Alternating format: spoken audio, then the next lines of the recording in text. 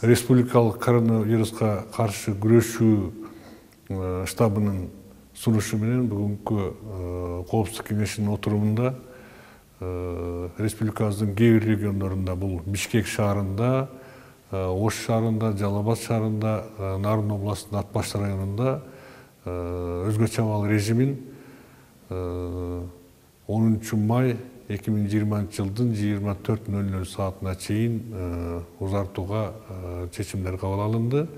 Ошонун негизинде биз республикалык штаб өзүбүздүн ишибизди толук кандуу аягына чыгарганга мүмкүнчүлүк ала турган болдук.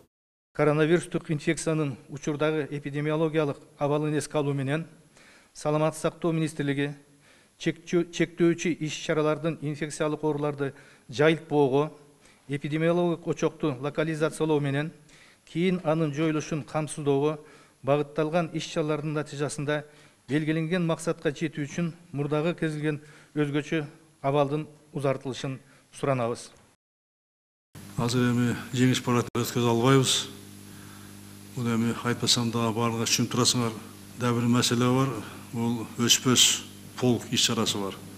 Мына буну өткөзө албайбыз азыр эми азгырсатууга мүмкүнчүлүк бербейт.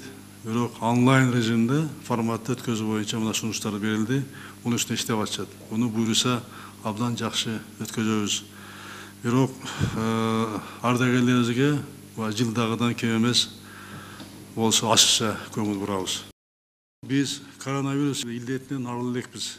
Бийлик органдары, тиешелүү айрыкча мына оперативный штаб, тиешелүү министрликтер, ведомстволор өзгөчө абалда иштешибиз керек.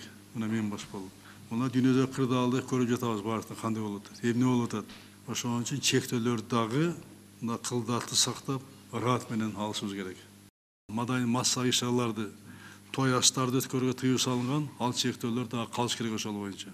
Анан жогорку окуу жайлар, мектептер мурункудай эле дистанционный окууга уланыш керек.